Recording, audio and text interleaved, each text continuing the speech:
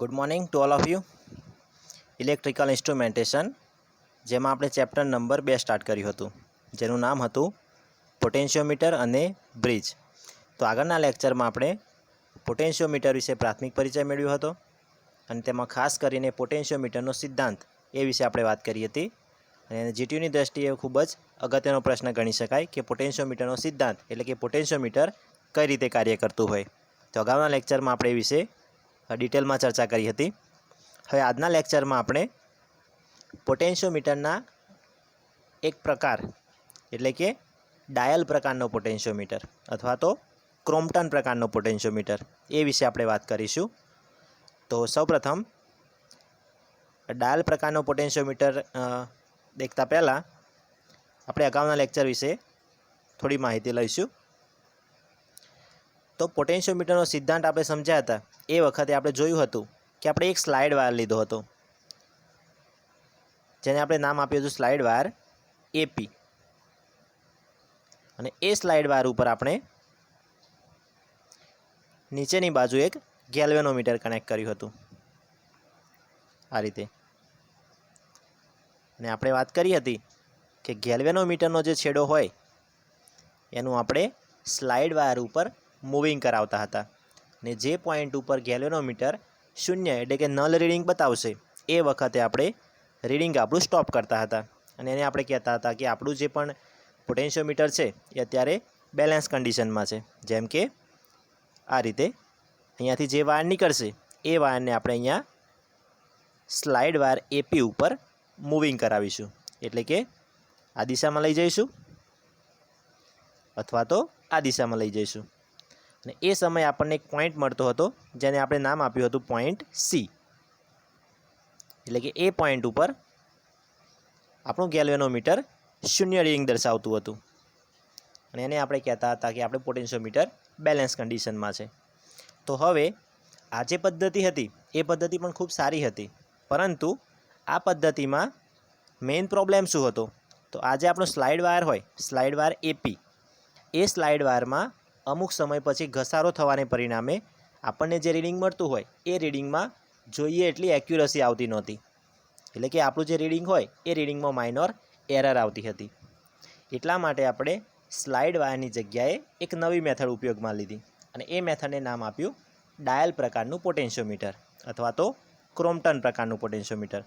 તો જોઈશું હવે કે અગાઉનું જે પોટેન્શિયોમીટર હતું એ પોટેન્શિયોમીટર અને ડાયલ પ્રકારનું પોટેન્શિયોમીટર બંનેમાં તફાવત શું હોય. એટલો તો આપણને ખ્યાલ આવી ગયો કે અગાઉનું જે પોટેન્શિયોમીટર હતું એમાં એરર આવતી હતી, કેમ કે વાયરનો ઘસારો થાય એટલે ઘસારાને પરિણામે એરર આવતી હતી, એટલે એક્યુરસી એની ઓછી મળતી હતી. અને ડાયલ પ્રકારનું જે પોટેન્શિયોમીટર હોય એ પોટેન્શિયોમીટર અગાઉના પોટેન્શિયોમીટર કરતાં ખૂબ જ સારું પરિણામ આપતું હોય છે. તો જોઈએ હવે ડાયલ પ્રકારનું પોટેન્શિયોમીટર અથવા તો એને કહીશું આપણે ક્રોમ્પટન પ્રકારનું પોટેન્શિયોમીટર. તો આ પ્રકારના પોટેન્શિયોમીટરમાં ખાસ કરીને અહીંયા જોઈ શકાય કે આગળનું જે પોટેન્શિયોમીટર હતું જેનું નામ હતું આપણે સ્લાઇડ વાયર પોટેન્શિયોમીટર, એ પોટેન્શિયોમીટરમાં ફેરફાર કરીને ડાયલ પ્રકારનું પોટેન્શિયોમીટર બનાવવામાં આવે છે અને એને જ આપણે કહીએ છીએ ક્રોમ્પટન પ્રકારનું પોટેન્શિયોમીટર. પરંતુ ફેરફાર કયો કરવામાં આવે છે એ વસ્તુ આપણે જોઈશું. તો સિમિલર અહીંયા આપણે જોઈ શકાય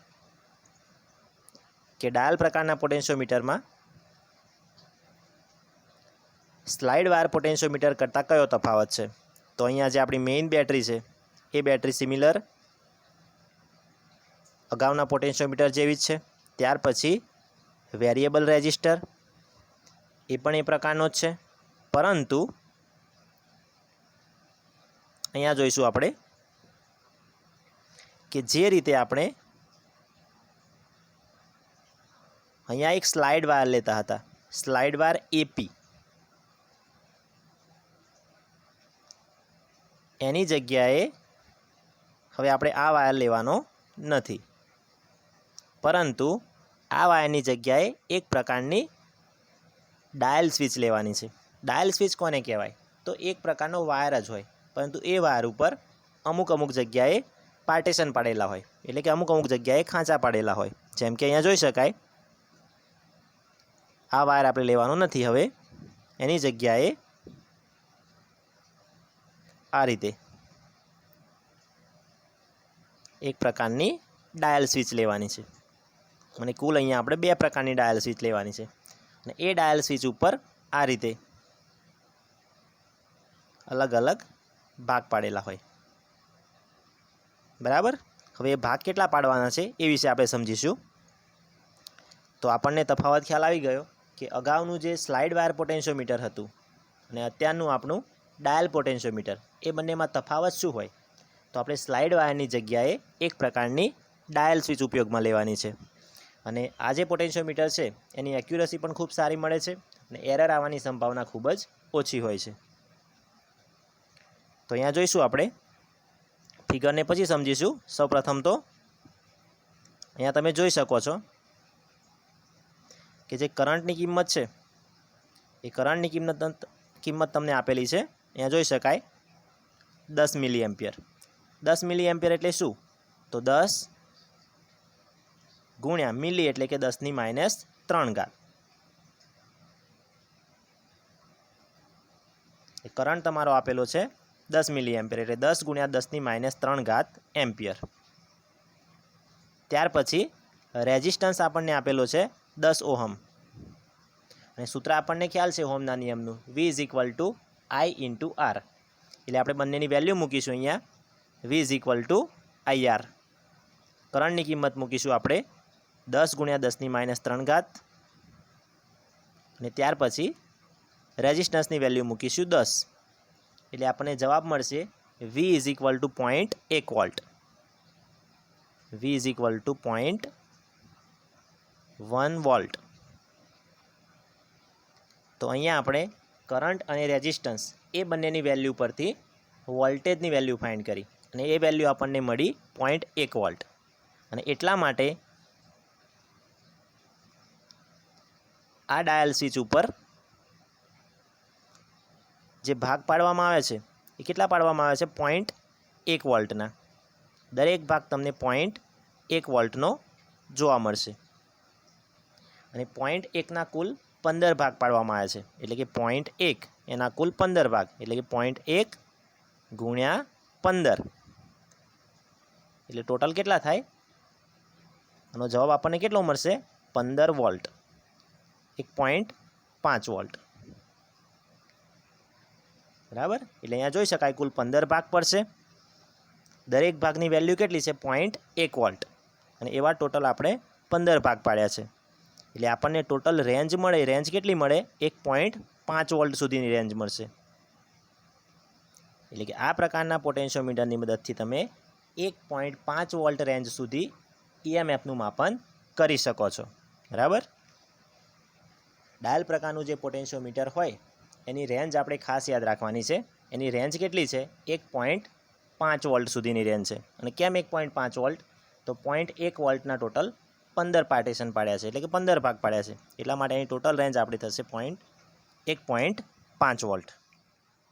તો આ વસ્તુ સમજી દરેકે કે અહીંયા તમારા ટોટલ 15 ભાગ પાડેલા હોય આ રીતે, એક ભાગ, બીજો, 3, 4 એ રીતે ટોટલ 15 ભાગ હોય અને દરેક ભાગની વેલ્યુ 0.1 વોલ્ટ હોય એટલે છેલ્લો ભાગ હોય એ તમારો થશે 1.5 વોલ્ટનો।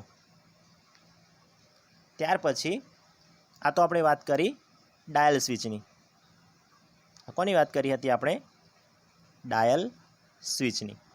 અને એ જ રીતે બાજુમાં એક બીજો વાયર હોય, એ વાયરનું નામ છે તમારું સ્લાઇડ વાયર।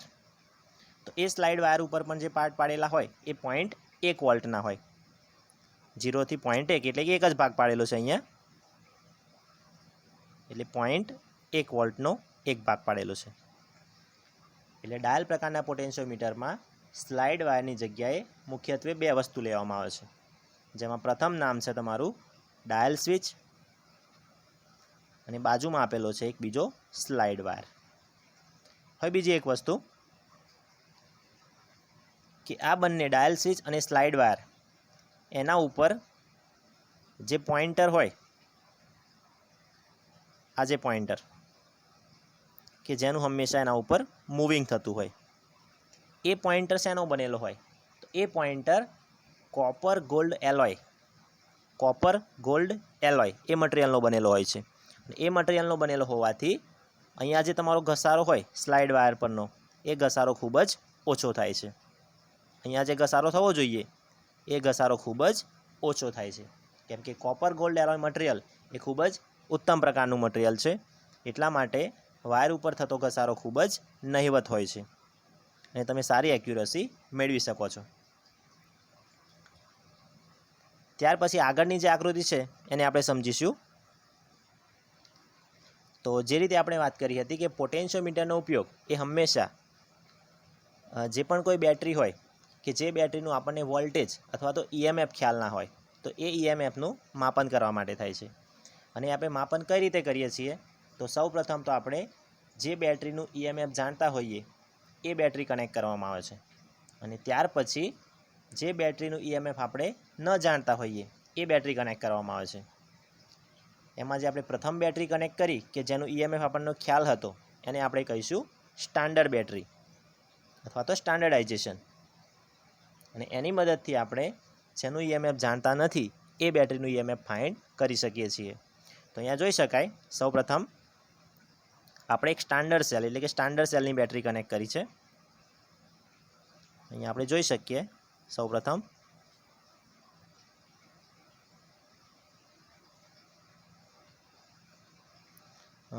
અહીંયા જે બંને પ્રકારની આપણી ડાયલ સ્વિચ હતી એમાંથી જે વાયર નીકળશે અહીંયા આ રીતે ટોટલ 2 વાયર નીકળશે. તો સૌપ્રથમ આપણે શું કરીશું તો પુશ બટન કે સ્વિચની મદદથી એક સ્ટાન્ડર્ડ બેટરી કનેક્ટ કરીશું જેને આપણે કહીશું સ્ટાન્ડર્ડ સેલ. અને એ બેટરી કેવી હશે તો એ બેટરીનું ઈએમએફ આપણને પહેલાંથી ખબર હશે. તો અહીંયા જોઈ શકાય આ રીતે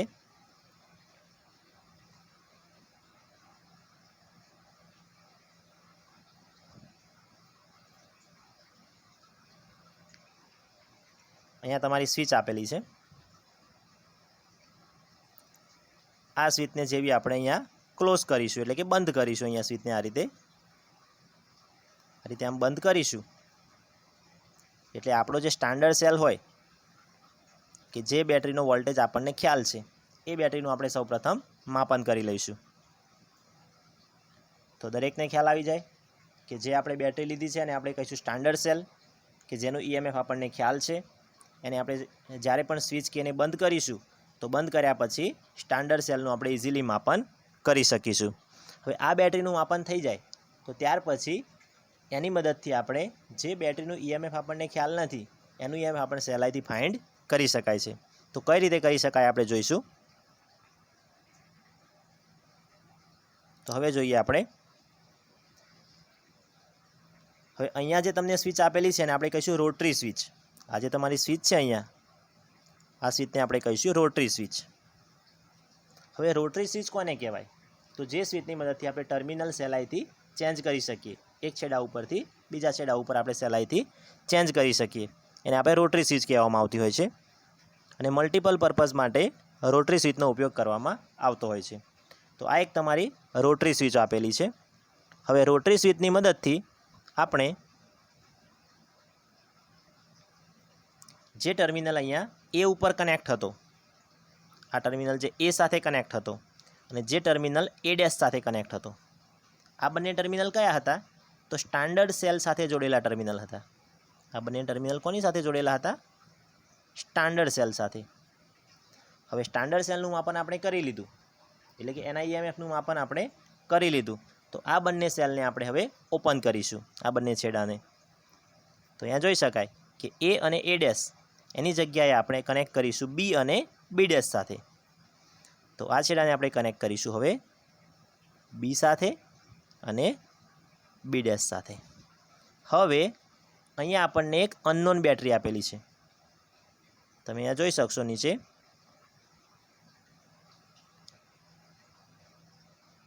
અહીંયા એક આપણને અનનોન બેટરી આપેલી છે જેના વોલ્ટેજ આપણને ખ્યાલ નથી. અહીંયા જોઈ શકાય અજાણ ઈએમએફ કે જેનો વોલ્ટેજ આપણને ખ્યાલ નથી. સપોઝ અહીંયા આપણને એક બેટરી આપેલી છે કે જેના વોલ્ટેજ આપણને ખબર નથી.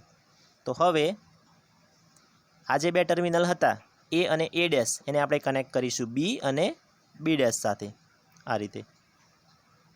હવે આ રીતે કનેક્ટ કરવાથી જ્યારે આપણે સ્વિચ કે બંધ કરીશું અહીંયા એટલે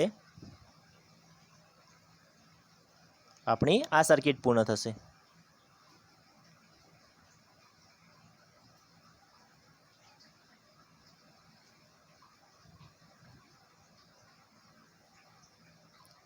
આ બંને ટર્મિનલ ઉપર, આ ટર્મિનલ ડાયલ શીથમાં જશે અને આ ટર્મિનલ સ્લાઇડ વાયરમાં જશે.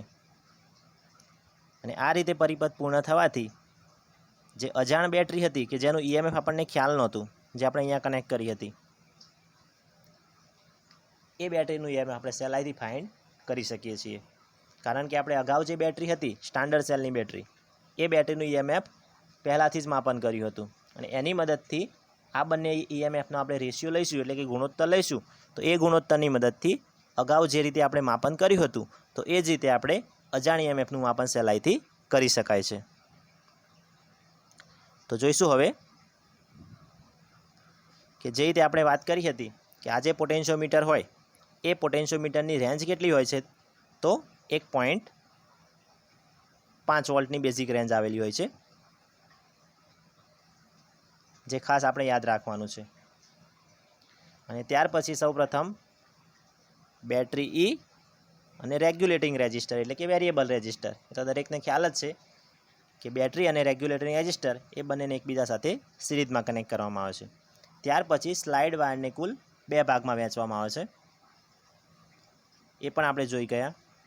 જેમાંનો પ્રથમ ભાગ હતો તમારો, એનું નામ આપણે આપ્યું હતું ડાયલ સ્વિચ, અને બીજો ભાગ હતો એનું નામ આપ્યું હતું ગોળાકાર સ્લાઇડ વાયર. અને બંને પ્રકારના ટર્મિનલમાં કુલ 0.1 વોલ્ટ, એના કુલ અહીંયા 15 ભાગ પાડવામાં આવશે. તમે જોઈ શકો 0.1 વોલ્ટના કુલ 15 ભાગ પાડવામાં આવશે. એટલા માટે ડાયલ સ્વિચની જે રેન્જ થાય એ કેટલી રેન્જ થશે, 1.5 વોલ્ટની. અને જે ગોળાકાર વાયર હોય એ ગોળાકાર વાયરમાં ટોટલ 0.1 વોલ્ટનો એક જ રેન્જ બનાવવામાં આવે છે. અને આપણે જે રીતે વાત કરી કે બંને જે ટર્મિનલ હોય જે સ્લાઇડ વાયર ઉપર મૂવિંગ થતા હોય એ બંને હંમેશા કોપર ગોલ્ડ એલોયના બનેલા હોય છે, કોપર ગોલ્ડ સિલ્વર એલોયના બનેલા હોય છે. એટલે એમાં ઘસારો ઓછો થવાથી એક્યુરસી આપણે સારી મેળવી શકાય છે. હવે આ તો જે રીતે આપણે વાત કરી હતી રોટરી સ્વિચની મદદથી કે સૌપ્રથમ આપણે એ અને એ ડેશ ઉપર રાખી હતી રોટરી સ્વિચ, તો એની મદદથી આપણે સ્ટાન્ડર્ડ સેલનું માપન કર્યું. અને સ્ટાન્ડર્ડ સેલનું માપન કર્યા પછી રોટરી સ્વિચના જે ટર્મિનલ હતા એ અને એ ડેશની જગ્યાએ આપણે બી અને બી ડેશ સાથે કનેક્ટ કર્યા. એટલે બી અને બી ડેશ સાથે કનેક્ટ કરવાથી જે બેટરી હતી કે જે બેટરીનું ઈએમએફ આપણને ખ્યાલ નહોતું એ બેટરીનું ઈએમએફ આપણે સહેલાઈથી માપન કરી શક્યા હતા. ત્યાર પછી આપણે જોઈશું કે પોટેન્શિયોમીટરનું સ્ટાન્ડર્ડાઇઝેશન. એટલે પોટેન્શિયોમીટરનું સ્ટાન્ડર્ડાઇઝેશન કોને કહેવાય?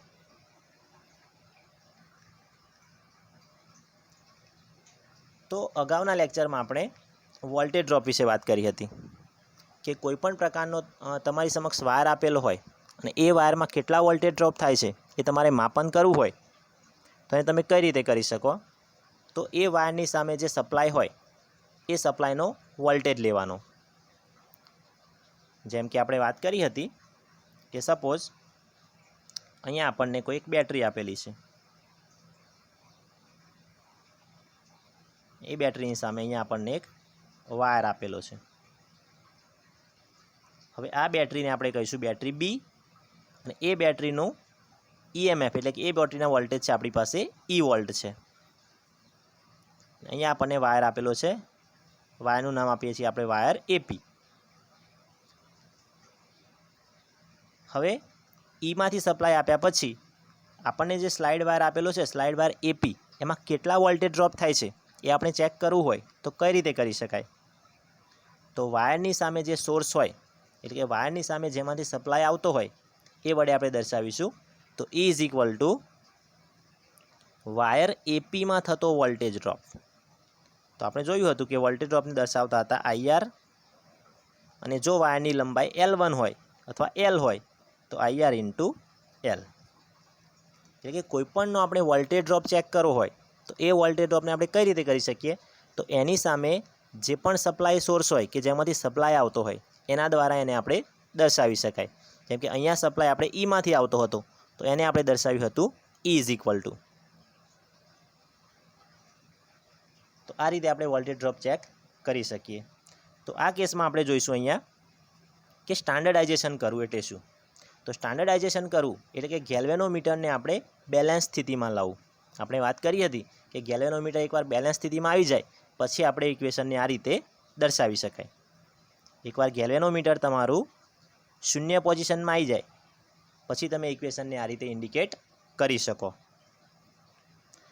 તો અહીંયા આપણે જોઈશું કે સ્ટાન્ડર્ડાઇઝેશન કરવું હોય એટલે કે ગેલ્વેનોમીટરને શૂન્યની પોઝિશનમાં લાવવું હોય તો કઈ રીતે લાવી શકાય.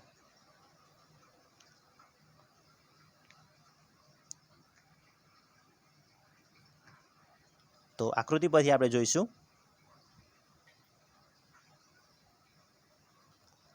કે સૌપ્રથમ આ સર્કિટ પરિપથની આપણે વાત કરીશું કે સર્કિટ પરિપથ આપણો મેઇનલી આ પ્રમાણેનો છે.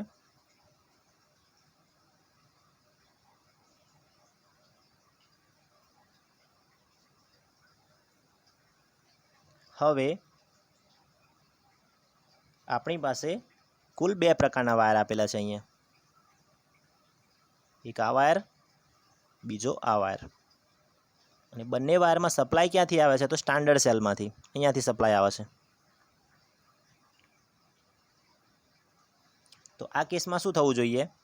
તો આ કેસમાં સ્ટાન્ડર્ડ સેલ એટલે કે એક પ્રકારની બેટરી કે જે બેટરીમાંથી સપ્લાય જાય છે તો એ બેટરીના વોલ્ટેજ આપણે ધારી લઈએ અહીંયા કે સપોઝ અહીંયા આ બેટરીના વોલ્ટેજ આપણને આપ્યા છે E. તો આ બેટરીનો વોલ્ટેજ એ કેટલા થવા જોઈએ? તો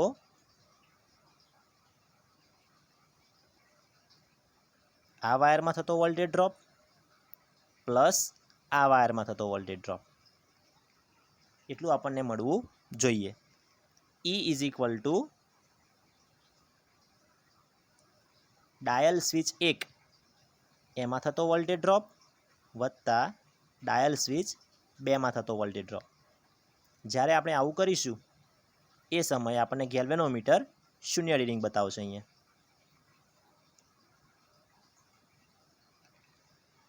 અને એ સમયે આપણે કહી શકીએ કે પોટેન્શિયોમીટર આપણું સ્ટાન્ડર્ડાઇઝેશન થયેલું કહી શકાય, એટલે કે બેલેન્સ પરિસ્થિતિમાં છે એમ કહી શકાય. બે પ્રકારના વાયર આપેલા છે આપણી સમક્ષ અને બંને વાયરમાં જે વોલ્ટેજ આવે છે વોલ્ટેજ ક્યાંથી આવે છે? તો સ્ટાન્ડર્ડ સેલની બેટરીમાંથી આવે છે. એટલે સ્ટાન્ડર્ડ સેલનું EMF is equal to dial switch 1માં થતો વોલ્ટેજ ડ્રોપ વત્તા સ્લાઇડ વાયર 2માં થતો વોલ્ટેજ ડ્રોપ. બંને વાયરમાં થતા voltage drop is equal to standard સેલનું EMF. અને આ રીતે થાય એ વખતે ગેલ્વેનોમીટર આપણું શૂન્ય રીડિંગ બતાવશે અને એમાં કરંટની પરિસ્થિતિને આપણે એડજસ્ટ કરી શકીશું. અને ગેલ્વેનોમીટર જેવું શૂન્ય અથવા તો નલ રીડિંગ બતાવશે એ વખતે આપણે કહીશું કે પોટેન્શિયોમીટર આપણું સ્ટાન્ડર્ડાઇઝેશન પ્રોસેસમાં છે.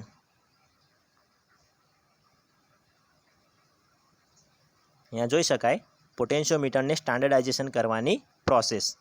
તો આપણે જે રીતે વાત કરી કે આપણા જે બે કોન્ટેક હતા, પહેલો કોન્ટેક્ટ P1 જે ડાયલ સ્વિચ પરનો હતો અને બીજો કોન્ટેક્ટ P2 જે સ્લાઇડ વાયર પરનો હતો.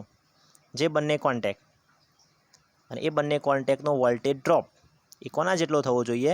સ્ટાન્ડર્ડ સેલના EMF જેટલો. તો એ વખતે આપણે કહી શકીએ કે આ રીતે પોટેન્શિયોમીટરનું સ્ટાન્ડર્ડાઇઝેશન કહેવામાં આવે છે. હવે સ્ટાન્ડર્ડાઇઝેશન કરવાના સ્ટેપ આપણે જોઈશું કે કઈ રીતે આ રીતના સ્ટાન્ડર્ડાઇઝેશન કરી શકાય. તો સૌપ્રથમ તો એનું પ્રથમ સ્ટેપ છે પોલારિટીનો ખ્યાલ રાખી અને બેટરી અને સ્ટાન્ડર્ડ સેલનું જોડાણ કરવું. હવે પોલારિટીનો ખ્યાલ રાખવો એટલે શું? તો અગાઉ પણ આપણે વાત કરી હતી કે કોઈપણ બેટરીનો પોઝિટિવ ટર્મિનલ અને નેગેટિવ ટર્મિનલ. તો પોઝિટિવ ટર્મિનલ હોય એ મેઇન બેટરીના પોઝિટિવ સાથે અને નેગેટિવ ટર્મિનલ હોય એ મેઇન બેટરીના નેગેટિવ સાથે જોડવો. અહીંયા જોઈ શકાય આ રીતે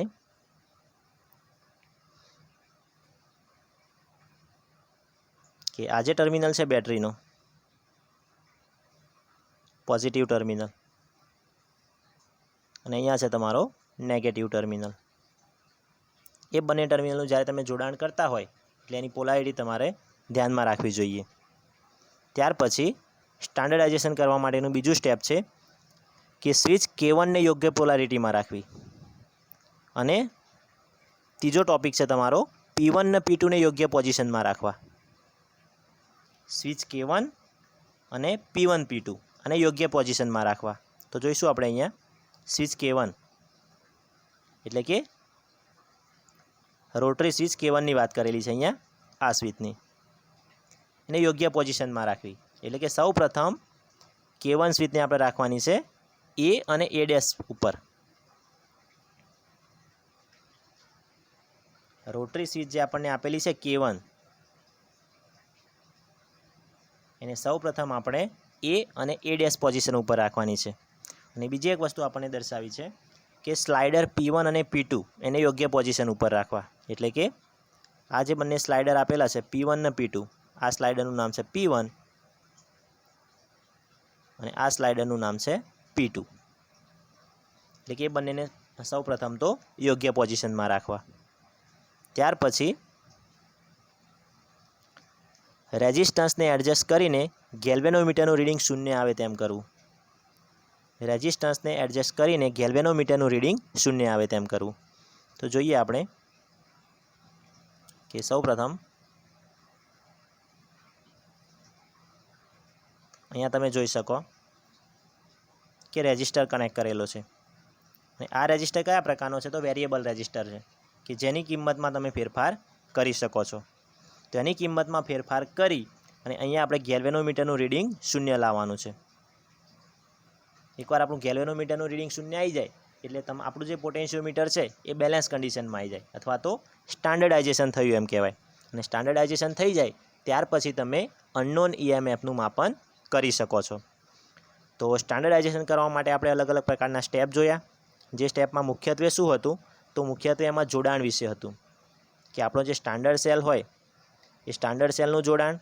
ત્યાર પછી જે કોન્ટેક્ટ હોય P1 અને P2 એ P1 અને P2નું જોડાણ.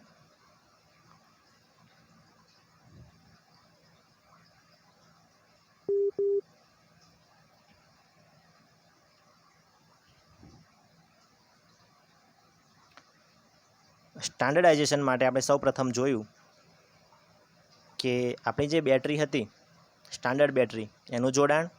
ત્યાર પછી P1 અને P2 કોન્ટેક્ટનું જોડાણ. એ તમામ જોડાણ આપણા સાચા હોવા જોઈએ. અને એ જોડાણ કર્યા પછી જે આપણો વેરિયેબલ રેઝિસ્ટર હોય એ રેઝિસ્ટરની કિંમતમાં આપણે ફેરફાર કરીએ તો કિંમતમાં ફેરફાર કરી અને ગેલ્વેનોમીટરનું રીડિંગ આપણે શૂન્ય સુધી લઈ જઈ શકાય છે. અને જેવું તમારું ગેલ્વેનોમીટરનું રીડિંગ શૂન્ય થાય એટલે આપણું જે પોટેન્શિયોમીટર હોય એ પોતે બેલેન્સ કન્ડિશનમાં આવી જાય છે.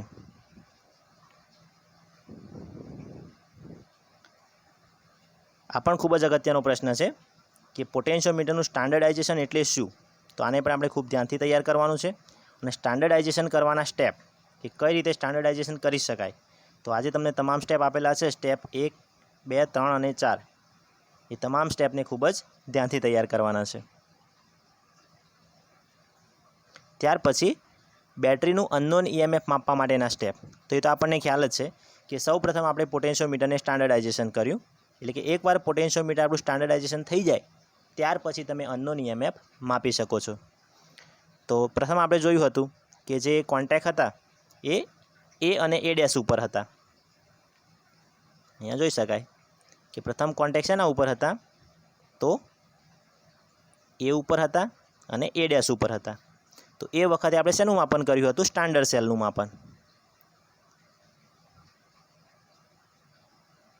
અને એકવાર સ્ટાન્ડર્ડ સેલનું માપન થઈ જાય એટલે આપણે શું કર્યું હતું? તો કોન્ટેક્ટને A અને A' પરથી મૂવિંગ કરાવી અને ક્યાં લઈ ગયા હતા? તો B અને B' ઉપર. B ઉપર અને B' ઉપર. હવે આપણી પાસે અજાણ EMF કઈ જગ્યાએ છે? અહીંયા એક બેટરી આપેલી છે જે બેટરીનું EMF આપણને ખ્યાલ નથી. તો એ બેટરીને આપણે ડાયરેક્ટ જોડીશું આ રીતે. આ કોન્ટેક્ટ જશે તમારો સ્લાઇડર P1 માં અને આ કોન્ટેક્ટ જશે સીધો તમારો સ્લાઇડર P2 માં. અને બંને સ્લાઇડર P1 અને P2 એને આપણે એડજસ્ટ કરી અને ગેલ્વેનોમીટરનું રીડિંગ આપણે શૂન્ય ઉપર લાવીશું. અને અગાઉ આપણે સ્ટાન્ડર્ડ સેલનું માપન કર્યું હતું અને ત્યાર પછી સ્ટાન્ડર્ડ સેલની મદદથી આપણે જે અજાણ EMF હોય એ EMFનું માપન પણ સહેલાઈથી કરી શકાય છે.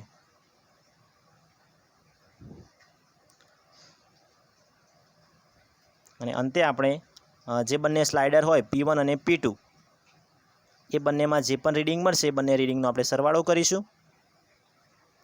એટલે અજાણ EMF હોય એ EMFનું માપન આપણે કરી શકાય છે. હવે પોટેન્શિયોમીટરનું સ્ટાન્ડર્ડાઇઝેશન કેમ કરવું જોઈએ?